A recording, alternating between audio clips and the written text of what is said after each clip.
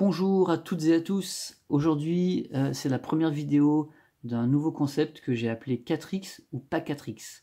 En fait, on va parcourir certains jeux, notamment des jeux de civilisation, mais pas que. Et puis on va déterminer ensemble si il s'agit de 4X ou pas de 4X. Tout simplement parce qu'il y a des joueurs un peu néophytes qui ne connaissent pas forcément ces notions. Donc on va voir ensemble, et pour commencer, pour inaugurer cette série, évidemment, on va commencer par Civilisation, une aube nouvelle. J'ai déjà fait quelques vidéos sur ce jeu, c'est un excellent jeu, et il va servir vraiment de référence par rapport aux vidéos suivantes et aux jeux suivants.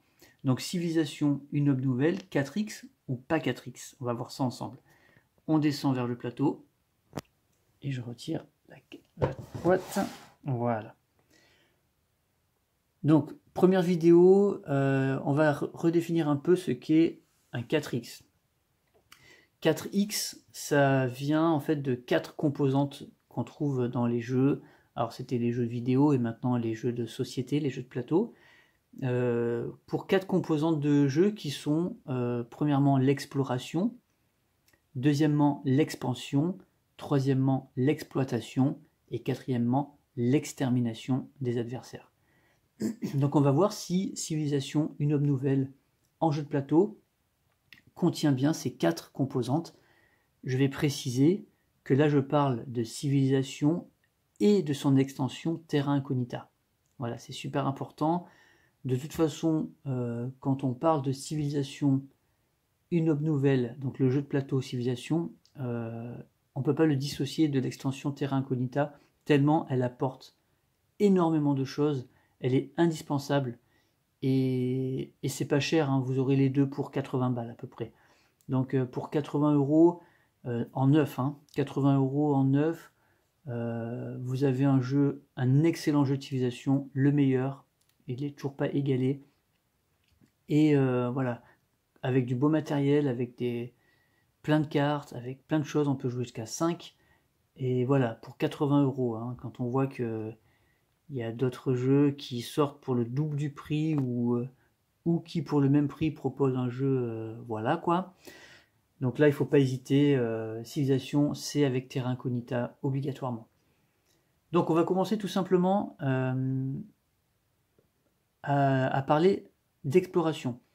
Dans les jeux de civilisation en jeu de plateau, on va dire qu'il y a deux tendances, deux grosses tendances. Il y a les jeux qui vont proposer des tuiles de terrain, comme Civilisation, ce sont des tuiles qu'on assemble ensemble, et d'autres qui vont proposer un plateau de jeu. Et donc, ça c'est vraiment des choix qui sont propres à l'auteur. Le fait de proposer des tuiles, ça peut amener plus, on va dire, d'aléatoire, plus de surprise, puisque forcément là, la mise en place, c'est qu'on prend 2 tuiles au hasard, les joueurs reçoivent une tuile capitale au hasard, et après, chacun son tour, on place nos tuiles autour du terrain. Donc là, les ressources, là, il se trouve qu'il y a pas mal de ressources sur le plateau.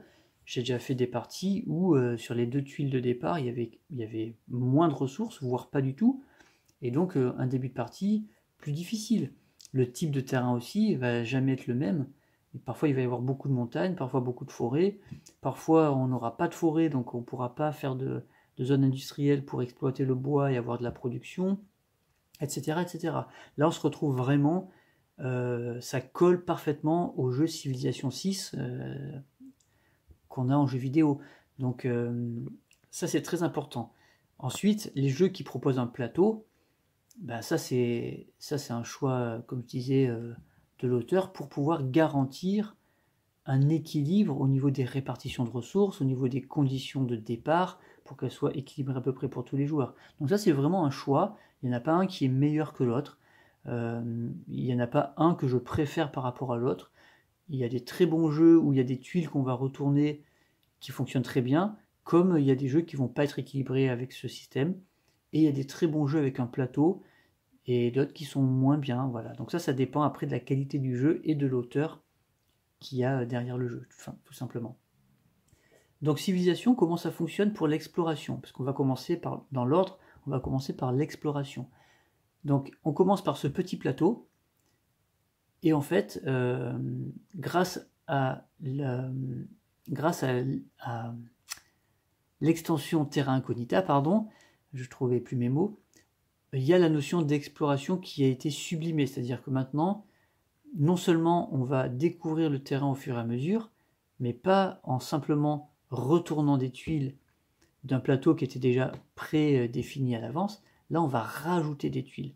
Donc le plateau va s'agrandir au fur et à mesure qu'on va explorer. Alors il y a quand même une limitation, puisque on ne peut pas explorer n'importe où, on ne peut explorer que autour, c'est-à-dire on peut rajouter des tuiles qui vont être adjacentes, qui vont toucher une des cases des tuiles capitales. Donc là, on va pouvoir agrandir ce territoire ici en mettant des tuiles, mais on peut en mettre facilement 4 ou 5 si on les positionne bien. Même chose ici. Voilà. Ça permet de ne pas partir, mettre une tuile à gauche, puis une autre tuile qui suivrait pour pouvoir s'éloigner et faire son truc dans son coin. Voilà, ça permet d'équilibrer aussi la partie pour qu'à un moment, on soit tous collés les uns aux autres et pour qu'à un moment, il y ait de l'interaction. Hein. Donc comment ça fonctionne? Tout simplement avec ce jeu, l'exploration. Alors je vais chercher mes petits jetons.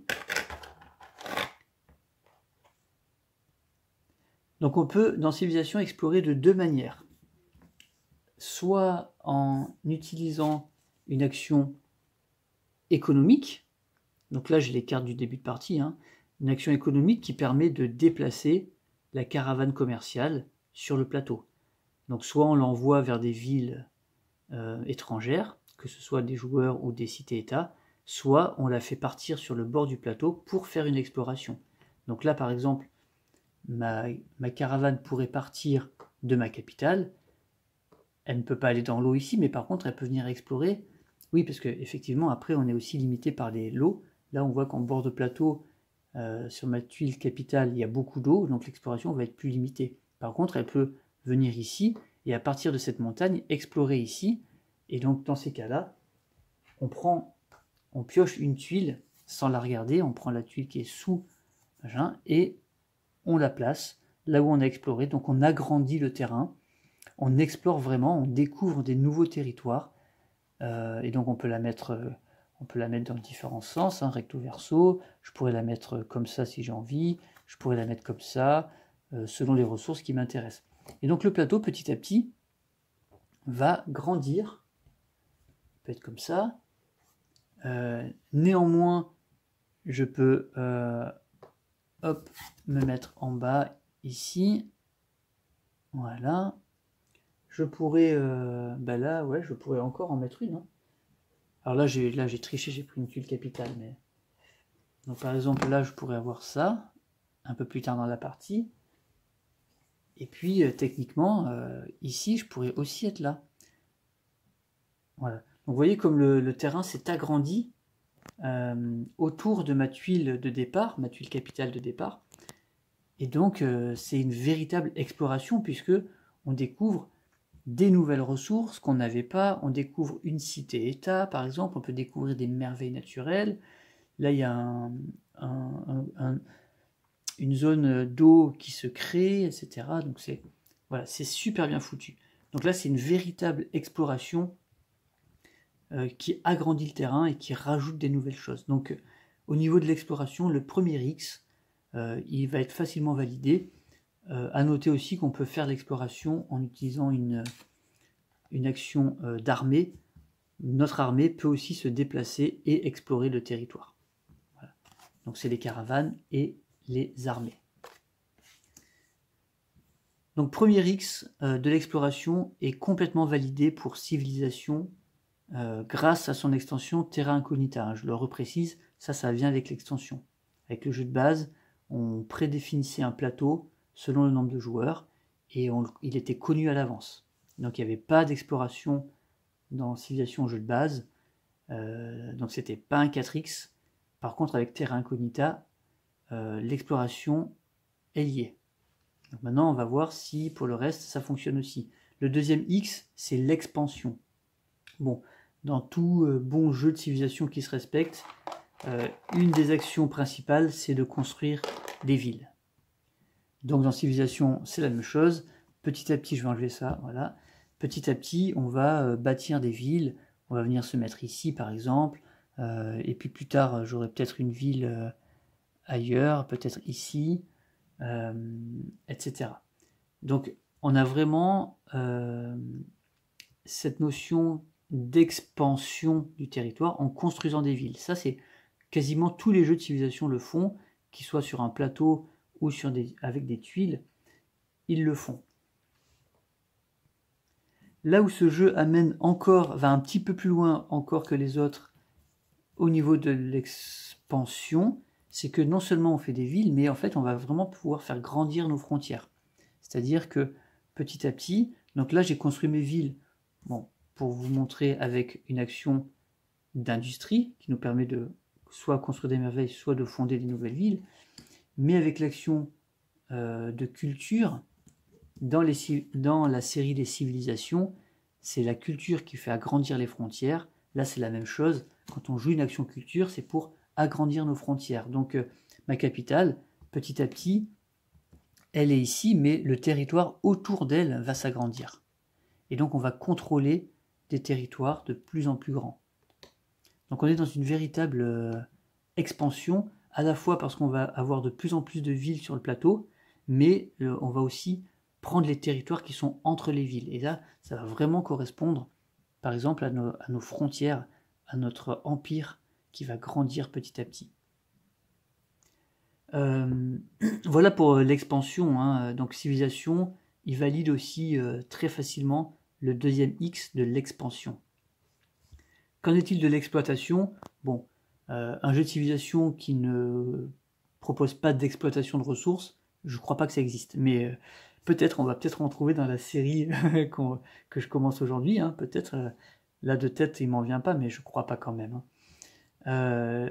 Comment ça marche l'exploitation de ressources dans Civilisation? Bah, tout simplement, vous avez vu que sur le plateau, il y a des zones où il y a des ressources et on met un petit jeton dessus. Ici par exemple, quand j'ai exploré tout à l'heure, au moment où on explore, on rajoute les jetons nécessaires.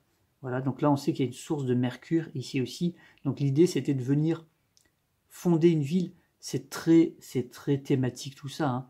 On explore, on trouve une source de ressources, ben forcément on va venir fonder une ville à côté pour pouvoir exploiter. Et donc même chose qu'on a vu tout à l'heure avec l'expansion, il suffit d'agrandir nos territoires sur un des jetons ressources pour exploiter cette ressource qui vient dans notre empire, qu'on va pouvoir ensuite utiliser pour construire plus facilement nos merveilles. Donc là c'est très classique, on agrandit nos frontières, par l'expansion, on fait aussi de l'exploitation de ressources. Donc voilà, pour l'exploitation c'était très simple, très rapide. Donc troisième X facilement validé par civilisation. Donc on a bien une exploration avec vraiment un terrain qui s'agrandit, une expansion avec des villes et des frontières qui s'agrandissent, une exploitation en allant chercher les ressources où elles sont sur le plateau, et le dernier X, l'extermination. Ben là c'est pareil, ça marche très très bien. L'extermination, on a nos petites armées, on les envoie se déplacer sur le territoire, et dès qu'on rencontre une pièce adverse, un combat s'engage, que ce soit un jeton comme ça contrôle d'une autre couleur, ou une ville, ou une armée, le combat s'engage, et puis on fait une comparaison de force en lançant des dés et en comparant tous nos bonus, et le vainqueur, bah, soit il détruit l'armée adverse, soit il prend la ville de l'adversaire, etc. Donc on détruit les villes des adversaires, on détruit les armées, donc l'extermination est vraiment présente, même si elle n'est pas... c'est ça qui est intéressant dans ce jeu, c'est que, et moi c'est ce qui me plaît beaucoup, j'aime les jeux de civilisation qui sont pas forcément tous axés vers la guerre. Il y a beaucoup de jeux de civilisation où on sait que inexorablement ça va finir en guerre. C'est pas le cas dans Civilisation.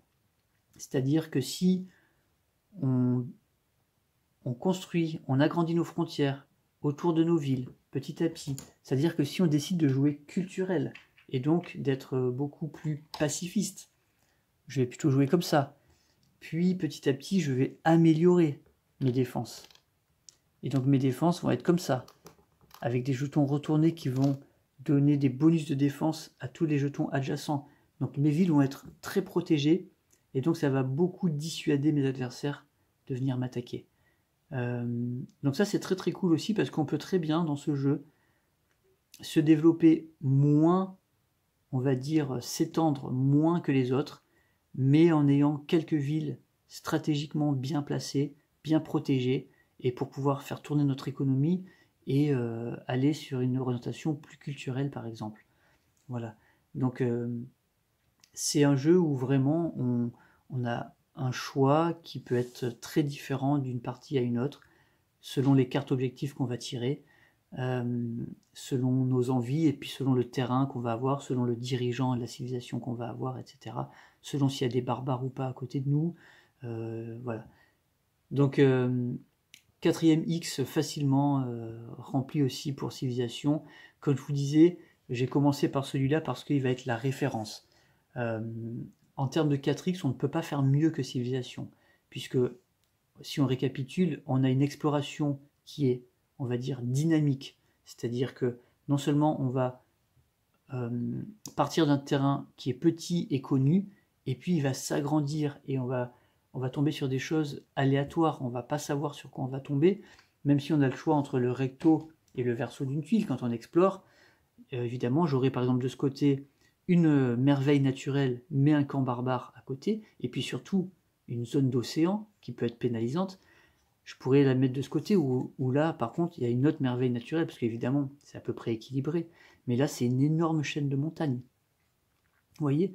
Donc, ça va dépendre de qui on joue, comment on joue, où on est placé à ce moment-là. Mais voilà, ça aurait pu être une tuile complètement différente. Par exemple, celle-là, je prends la première. Là, il y aurait une cité-état et une énorme forêt.